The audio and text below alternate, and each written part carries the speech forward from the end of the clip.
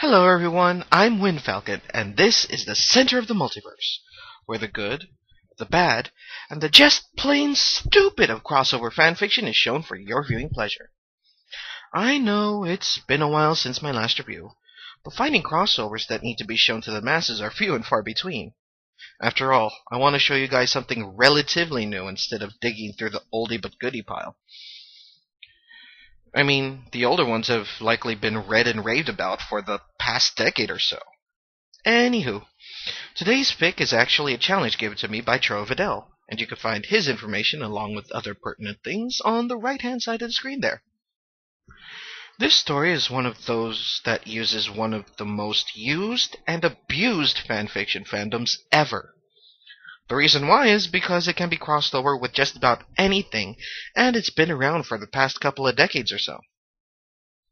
That's right, folks. If you've been following TrowaVidel and I's Book by Its Cover series, you know I'm talking about Ranma. So, without further ado, let's get started with The Titans and the Lost Boy by Lathis. The summary reads as follows.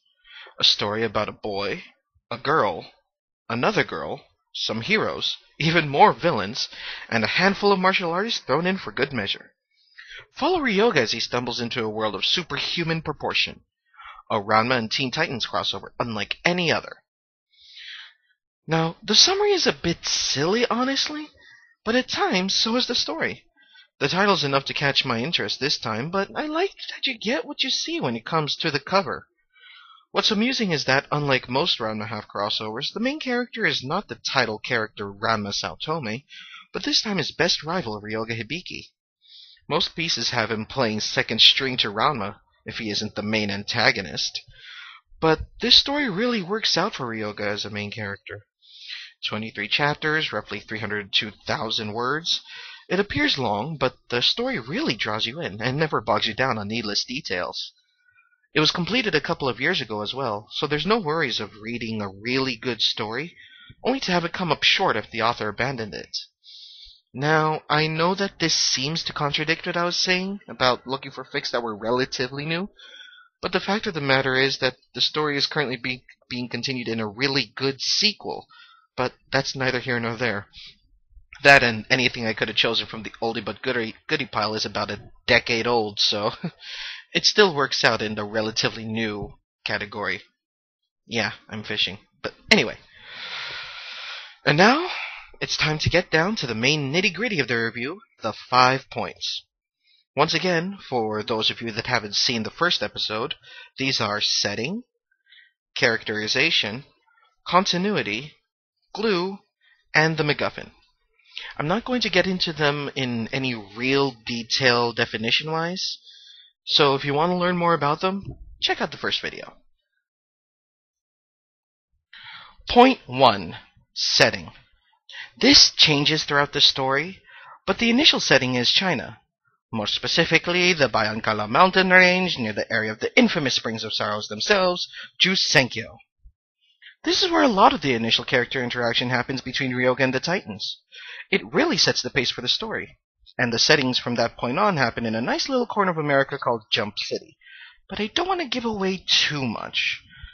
The fusion point is sometime after the first season of Teen Titans, after Terra's fight with Slade, but before the introduction of Brother Blood. And the point of time in Ranma before the events of the Saffron Arc. The big thing with this is it has Ryoga and Ranma having gone through practically all of their training and most of their little side adventures, opening the story up to all of the side characters that appear in both the manga and the anime from that point, and all of the villains that have cropped up at that point in the Titan side of things. It's a nice point of crossing, in all honesty, since it means that instead of having to reinvent the Ranma cast, the author merely has to have them adapt what they know as they acclimate themselves to being a part of the greater DC universe. All in all, not bad. Point 2. Characterization. 2 words. Spot on. Everything from Ryoga's usually dark emotions and fragile heart of glass to Starfire's exuberant naivete and odd speaking style. Just so you know, this is all based off of the cartoon, not the comics. Robin hates losing, Beast Boy loves pranking, and Cyborg gets his booyahs in wherever he can. I can't booyah very well, but then again, I don't claim to be Cyborg. Cologne is manipulative and old, obviously, Hoppa is a perv, and Rem is at the top of his game, as per usual.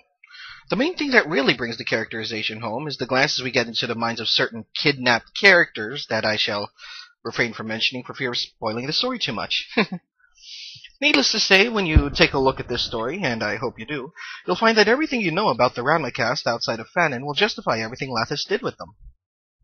Which is the main reason why I like this, since Lathis doesn't allow Fanon to write the characters for him, but follows the Kanon personas to a T in the situations he throws them in. Akane's not a mallet-happy psycho with a permanent PMS kick whenever Ranma's name is mentioned. Ranma's not perfect, nor is he completely overpowered, as a lot of people like to make him. And Cologne is neither the evil witch bent on forcing Ranma under her thumb, or the extra helpful granny with a few new techniques for every occasion to teach our heroes just out of the goodness of her heart. When it comes right down to it, Lathis puts the ultimate writer role to work for him when the characters of both series. Write what you know. And from what I've seen, Lathis knows these characters quite well. Point 3. Continuity. From the initial starting point, Lathis follows the continuity of both worlds rather well, leaving very little out when it comes to the past events that happened for the Titans and for the Ranma crew. Of course, everything after this is fair game, and Lathis sets the story up for it pretty well for it to be continued properly. The effect of the Ranma crew and the Titans meeting affecting the world at large in a grand way. My biggest issue was the fact that the Ranma crew didn't really know what superheroes were. This is mainly seen through Ranma and Ryoga, but I suppose since a majority of world-threatening incidents happen mostly around Metropolis, Gotham, Jump City, or space, it's likely not too surprising, especially since the Ranma crew tend to see their world as fairly small, anything outside of a certain region in China or Narima, Japan, not really registering as important to them in their chaotic lives. All in all, the universe that Lathis draws up sets everything up for his sequel, Dark Titans, quite well, while still being an amazing story in its own right. Point 4. The glue. The fact of the matter is, the glue for this story doesn't need to be strong at all. The DC Multiverse can pretty much be brought into anything, though the main glue we see here that brings the Ranma and Titans worlds together is also going to be our MacGuffin. Not much to say about this really, save that without this one item, the two worlds wouldn't mesh as well as they do in the stories. Point 5. The MacGuffin. Ah yes, that which everyone is chasing after. The thing that everyone, or at least the main characters, wish to attain for one reason or another. This, my friends, is not a thing, but a person in this story. And for once, it isn't Akane. No, instead it's the title character of the fic, the Lost Boy himself, Ryoga Hibiki. If he hadn't met the Titans in China, then we wouldn't really have a story now, would we? Either way, Ryoga's the pebble that starts the avalanche, and later on is the one person that everyone is chasing after. The Titans to find the truth, and the Ramacast to rescue people. All in all, this is a great fic. It ends in a way that easily opens it up to the sequel, and the writing makes the story enjoyable. Even the exposition parts have the taste of both Takahashi brand humor and Teen Titans one-liners.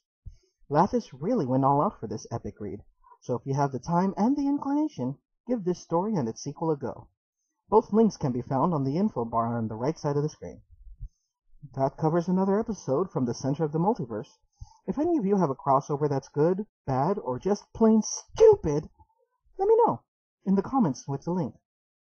Take care and happy reading, everyone.